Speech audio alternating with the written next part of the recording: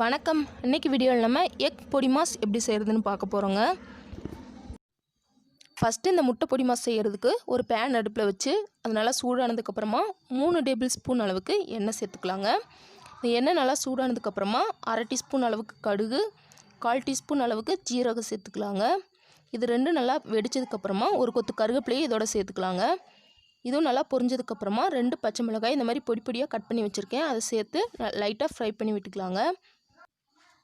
அதுக்கப்புறமா ஒரு பெரிய சைஸ் பெரிய வெங்காயத்தை பொடி பொடியாக கட் பண்ணி எடுத்து வச்சுருக்கேன், அந்த வெங்காயத்தை இதோட சேர்த்துக்கலாங்க. சேர்த்துட்டு இந்த வெங்காயம் நல்லா பொன்னிறம் ஆகிற வரைக்கும் இதை நல்லா ஃப்ரை பண்ணி விட்டுக்கலாம். வெங்காயம் நல்லா வதங்கணும்னு அவசியம் இல்லை, ஒரு மீடியமாக வதங்கினா போதும். இப்போ இந்த வெங்காயம் சீக்கிரம் வதங்கணுங்கிறதுக்காண்டி கொஞ்சமாக உப்பு சேர்த்துக்கலாங்க. சேர்த்துட்டு இது நல்லா பொன்னிறம் ஆகிற வரைக்கும் மிக்ஸ் பண்ணி விட்டுக்கலாம். பாருங்கள், வெங்காயம் இந்த மாதிரி நல்லா பொன்னிறமாக வதங்கினதுக்கப்புறமா ஒரு மீடியம் சைஸ் தக்காளியில் பாதி தக்காளியை இந்த மாதிரி பொடி பொடியாக கட் பண்ணி வச்சுருக்கேங்க, அதை சேர்த்துக்கலாம். சேர்த்துக்கிட்டு இதை ஒரு 2 நிமிஷம் நல்லா வதக்கி விட்டுக்கலாம். நல்லா மசியணும்னு அவசியம் கிடையாதுங்க, லைட்டாக மட்டும் இந்த மாதிரி 2 நிமிஷம் வதக்கி விட்டுட்டு இப்போ இதில் நம்ம இந்த பொடி மாஸுக்கு தேவையான மிளகாய் தூள் எல்லாம் சேர்த்துக்கலாங்க. முதல்ல 1/4 டீஸ்பூன் அளவுக்கு மஞ்சள் தூள், அப்புறம் 1/2 டீஸ்பூன் அளவுக்கு கரம் மசாலாங்க, அதுக்கப்புறம் 3/4 டீஸ்பூன் அளவுக்கு தனி மிளகாய் தூள். ஏற்கனவே பச்சை மிளகாய் போட்டிருக்கோம், அதனால் உங்கள் காரத்துக்கு தகுந்த மாதிரி சேர்த்துக்கோங்க. அதுக்கப்புறம் 1/4 டீஸ்பூன் அளவுக்கு ஜீரகத்தூள். இது எல்லாத்தையும் சேர்த்துட்டு இதோட பச்சை வாசனையெல்லாம் நல்லா போகிற வரைக்கும் நல்லா மிக்ஸ் பண்ணி விட்டுக்கோங்க. நம்ம சேர்த்த மிளகாய் தூளோட பச்சை வாசனையெல்லாம் நல்லா போனதுக்கப்புறமா இதை லைட்டாக இந்த பேனோட ஓரமாக இந்த மாதிரி ஒதுக்கி வச்சிடலாங்க. வச்சுட்டு இந்த பேனில் நம்ம இப்போ எடுத்து வச்சுருக்க முட்டையெல்லாம் உடச்சி ஊற்றிக்கலாம். நான் 4 முட்டை எடுத்திருக்கேன், அந்த 4 முட்டையும் இந்த மாதிரி பேனில் உடச்சி ஊற்றிக்கிறேங்க. உடச்சி ஊற்றிட்டு அதுக்கப்புறமா இந்த முட்டைக்கு தேவையான அளவு உப்பு சேர்த்துக்கலாங்க. நம்ம ஏற்கனவே வெங்காயத்தில் உப்பு போட்டிருக்கோம், அதனால் முட்டைக்கு அளவாக மட்டும் உப்பு சேர்த்துக்கோங்க.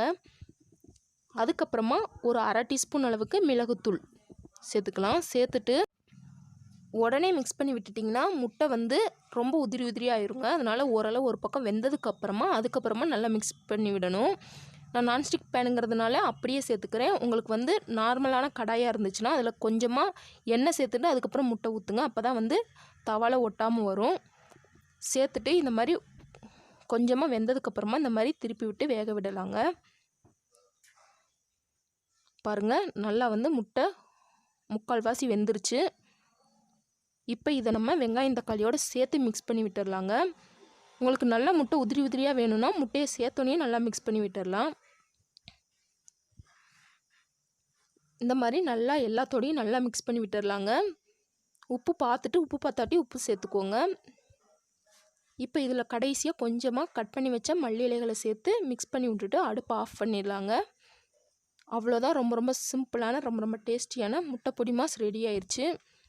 இது சைடிஷாகவும் யூஸ் பண்ணிக்கலாம், இல்லை சூடான சாதத்தில் அப்படியே போட்டும் பெரட்டியும் சாப்பிட்லாங்க. ரொம்ப ரொம்ப டேஸ்டியாக இருக்கும். கண்டிப்பாக இந்த முட்டை பொடி மாஸை உங்கள் வீட்டில் ட்ரை பண்ணி பார்த்துட்டு எப்படி வந்துச்சுன்னு கமெண்ட் பண்ணுங்கள். இந்த வீடியோ உங்களுக்கு பிடிச்சிருந்தா லைக் பண்ணுங்கள், ஷேர் பண்ணுங்கள், மறக்காமல் நம்ம சேனலை சப்ஸ்கிரைப் பண்ணிக்கோங்க. தேங்க்ஸ் ஃபார் வாட்சிங்.